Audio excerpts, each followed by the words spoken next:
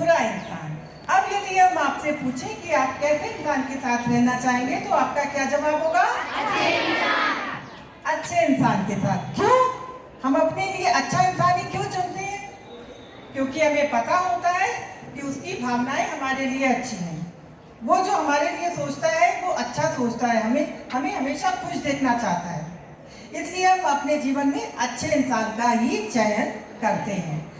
पर अब सवाल ये उठता है कि हम दुनिया की भीड़ में अच्छे और बुरे इंसान का चयन कैसे करें? किसी के यहाँ तो लिखा नहीं होता है कि हम आसानी से पढ़ लें और समझ जाएं कि और उससे दूरी बना लें। ये हमें अपने बुद्धि और विवेक से समझना होता है।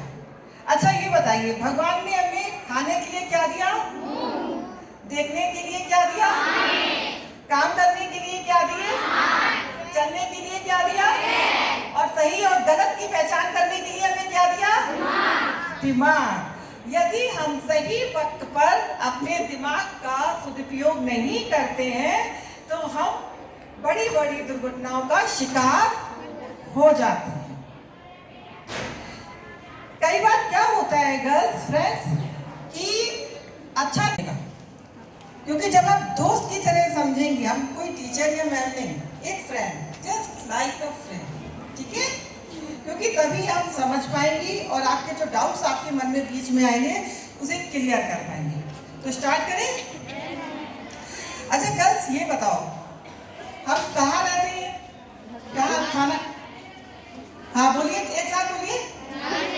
झांसी तो रहते हैं, हम भी रहते हैं, लेकिन कहाँ खाना खाते हैं, कहाँ सोते हैं? घर में रहते हैं। हम कहाँ खेलने जाते हैं?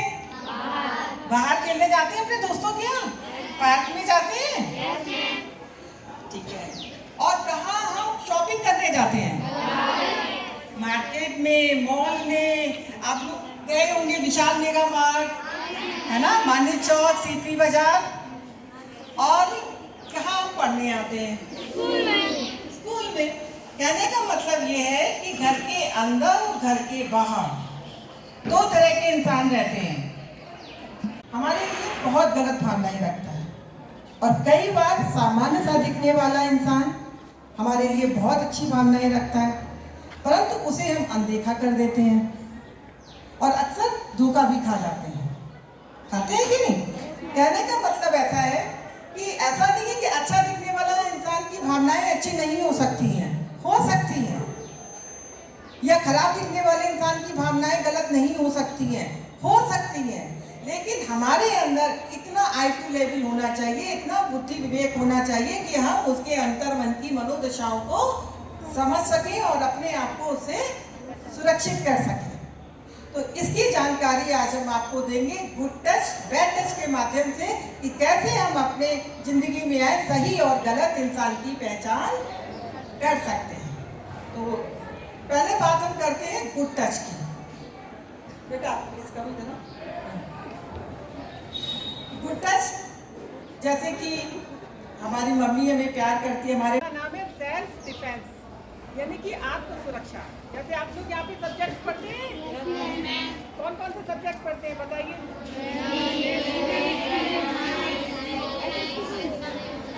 Very good, Hindi, English, computer, math. ऐसे ही एक सब्जेक्ट हम पढ़ाएंगे आपको आत्म सुरक्षा, यानी कि समाज के गलत इंसान से हम अपनी सुरक्षा कैसे कर सकते हैं। लेकिन इसके लिए एक शर्त है, जो जानकारी आज हम आपको देंगे वो उसे आप नहीं दे रहा तो आपको कैसे टच करती है? फॉर एग्जाम्पल है, क्योंकि हम ज्यादातर वक्त अपने फैमिली मेंबर्स के साथ गुजारते हैं। आप करती है ना, किस तरह से ऐसे करती है, शाबाश करती है कि नहीं? तो हमें कैसा फील आता है? अच्छा फील आता है। क्यों? क्योंकि हम 100% श्योर होते हैं कि हमारी मम्मी की फीलिंग्स जो है वो हमारे लिए बहुत ही प्योर है, बहुत ही अच्छी है, क्योंकि इंटेंशन पता है हमें हमारी मम्मी के। कहने का मतलब जब हमें अच्छे भाव के साथ छुआ जाता है वो होता है हमारा सेफ टच, गुड टच। जब हमारे मार्क्स अच्छे आते हैं तो हमारी टीचर्स भी सर पे हाथ फेरती हैं, पीठ थपथपाती हैं, वेल डन बोलती हैं कि नहीं?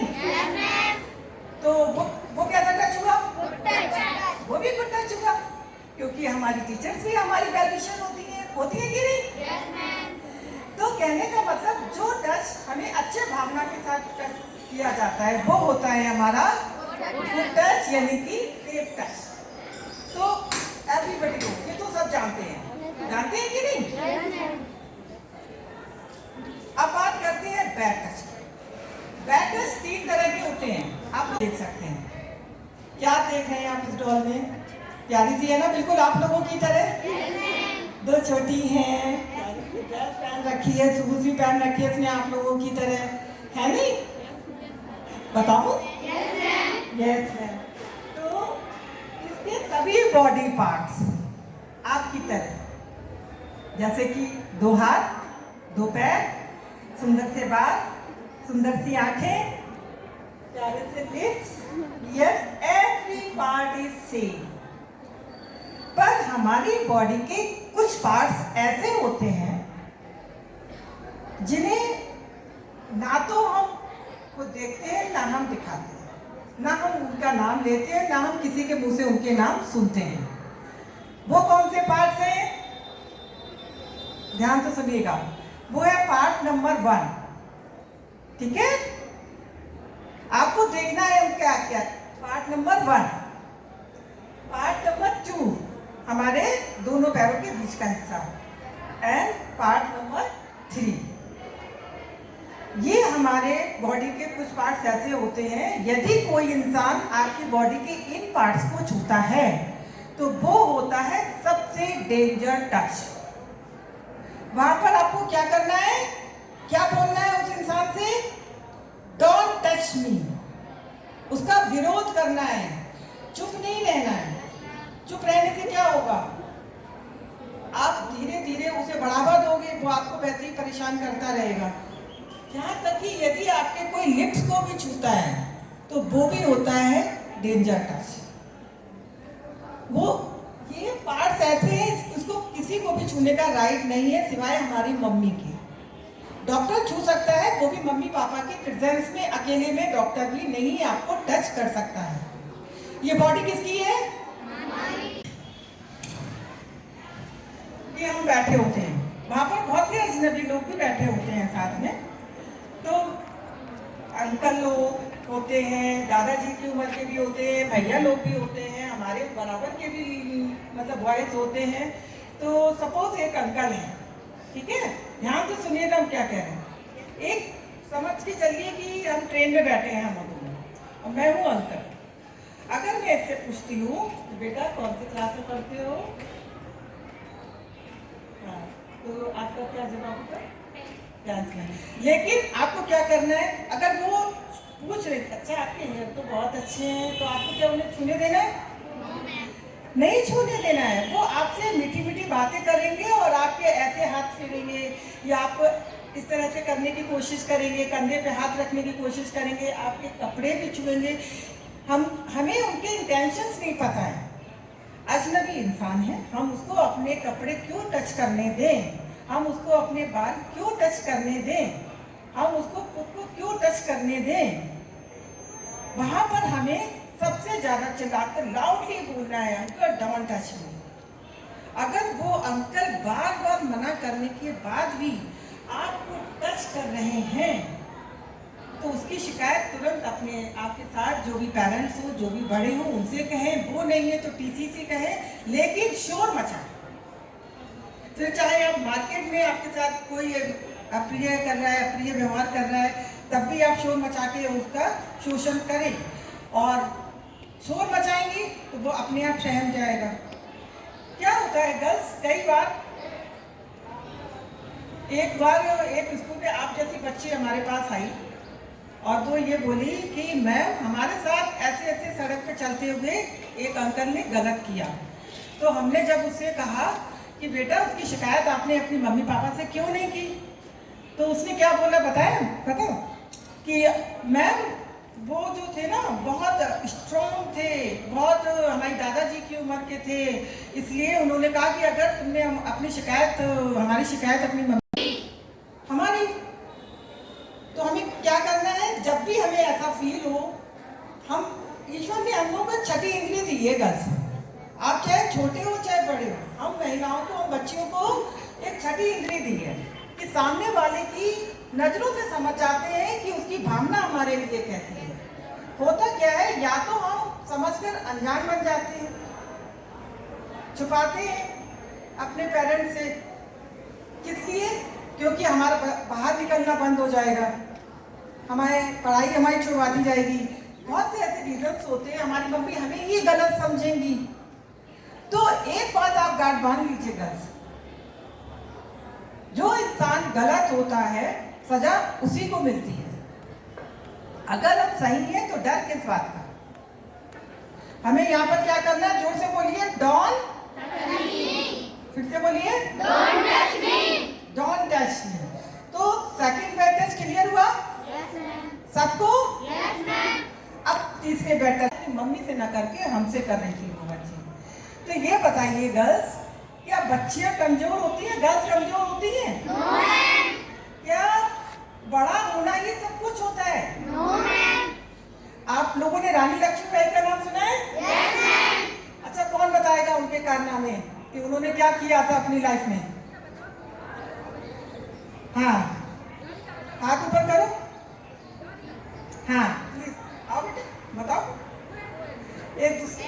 हाँ आप बताइए आज। हाँ आप आ जाओ, कोई भी बताओ उन्होंने क्या किया था अपनी लाइफ में।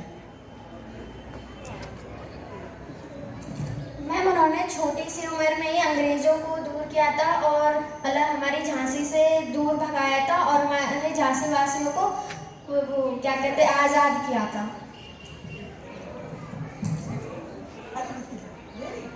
अच्छा करिए। हाँ, कहने का मतलब सिर्फ इतना है कि जब आप लोग वीर मुक्त झांसी की वीरांगनाएं हैं, आप लोग साधारण बच्ची नहीं है, आप लोग सब वीरांगनाएं हैं। जब वो अकेली रानी लक्ष्मीबाई, वो अकेली मनु हजारों अंग्रेजों को मारकर हम सबको आजादी की खुशी दे सकती है, अपना स्वाभिमान बचा सकती है, हम सबका स्वाभिमान बचा सकती है, तो क्या हम सिर्फ अपना स्वाभिमान नहीं बचा सकते? क्या हम स्वयं को सुरक्षित भी नहीं कर सकते? हम इतने लाचार हैं, बताइए। नहीं है ना? तो हमें क्या करना है?